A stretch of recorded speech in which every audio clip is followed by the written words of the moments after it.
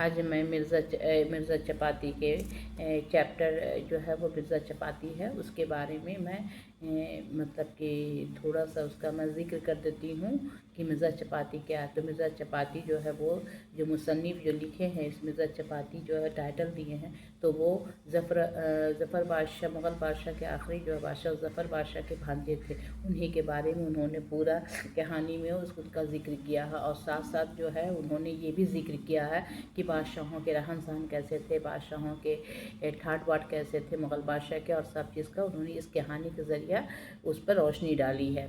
तो इसमें क्वेश्चन है, मैं ज़्यादा नहीं बोलूँगी, क्वेश्चन को ही मैं आंसर दे रही हूँ। मिर्ज़ा चपाती कौन थे और उनका हुलिया कैसा था? तो इसमें लिखोगे कि मिर्ज़ा चपाती जो है ज़फ़र अली मुग़ल बादशाह के आखिरी बादशाह जो थे, मुग़ल पीरियड के आखिरी जो बादशाह थे ज़फ़र अली, उनके भांजे थे। उसके बाद है कि ज़फ़र अली के भांजे थे, उनका हुलिया कैसा था? तो उनका हुलिया जो था काफ़ी दिलचस्प लिखोगे, काफ़ी दिलचस्प था। गोरा रंग था, बड़ी बड़ी आँखें थी, लंबा कद था और कंधा झुका हुआ था, वो धौने से झुके हुए थे और ऊंची पेशानी थी, तैमूरी दाढ़ी थी, तैमूर बादशाह जैसा दाढ़ी रखता था वैसे वो भी दाढ़ी रखते थे, और चंगेज़ी नाक था, नाक खड़ी थी, मुगली हार था, मिजाज में रंगीलापन था। बस यही उनका था हुलिया। अब उसके बाद दूसरा है कि मिर्ज़ा चपाती ने उर्दू ज़बान की जो किस्में बताई हैं उनके नाम और खसूसियात लिखिए। तो मिर्ज़ा चपाती की जो उन्होंने बताया है कि मिर्ज़ा साहब ने उर्दू ज़बान की कई किस्में बताई हैं। उसमें उन्होंने कहा है कि उर्दू के सबसे पहली किस्म उर्दू के मुअल्ला, उर्दू में मुअल्ला हुआ। दूसरा नंबर कुल औज़ हुआ, तो उर्दू का जो बादशाहों के ज़माने में यूज़ होता था उसके खुलाव हुआ, जो उसको जो मौलाना लोग बात और तकरीर करते थे वो होता था। उसके बाद जो है तीसरा जो है खुद रंगी उर्दू था, ये अखबारों में रसालों में शाये होता था, इसका इस्तेमाल होता था। चौथा है हुड़दंगी उर्दू, जो हुड़दंग और मुँहफट लोग जो है ऐसे ही बोल देते थे, आम बोलचाल के ज़बान में यूज़ करते थे हुड़दंगी लोग।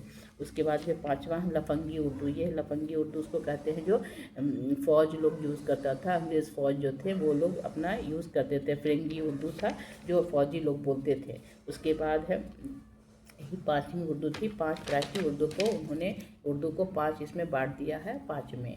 तो आप इसको कीजिएगा। नंबर इसका क्वेश्चन है मिर्ज़ा चपाती ने क्यों कहा दुनिया का एक कारखाना आज उसका तो कल उसका ज़माना है?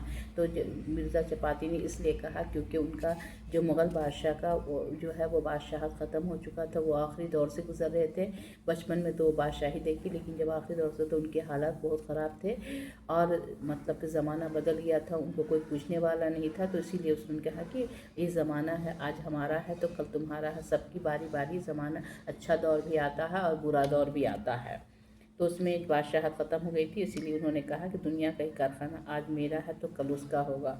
इस तरह से ज़माना जो है वो घूमते रहता है। उसके ज़िला की पतंगबाजी और आज की पतंगबाजी में क्या फ़र्क है? तो यहाँ किला की पतंगबाजी और आज की पतंगबाजी में दोनों आसमान की फ़र्क है, क्योंकि पहले जो है किला में जो बादशाह लोग पतंगबाजी करते थे तो उसमें बड़े बड़े पतंगबाज जो है उनको बुलाया जाता था, उनको सम्मान दिया जाता था और इसकी तैयारी बहुत महीनों महीनों होती रहती थी। कोई पतंग तैयार करता था, तो कोई रस्सी उसका धागा तैयार करता था, इस तरह से कोई उसका उड़ाने वाला वो तैयार करता था, इसलिए। और उसमें कंपटीशन होती थी और उसमें बादशाह जो है वो आप कुछ उन लोग को इनाम के तौर पर देते थे। लेकिन आज की पतंगबाजी जो है बहुत कम लोग जानते हैं और समझो कि ख़त्म हो चुका है। और जो कुछ वो पतंगबाजी होता है तो वो दिवाली वाली के टाइम होता है, तो जो सिर्फ ऐसे ही अपना मन बहलाने का एक ज़रिया बन गया, उसके अलावा पतंगबाजी में कुछ नहीं रहा, ना कोई कंपटीशन होता है ना कोई कुछ होता है।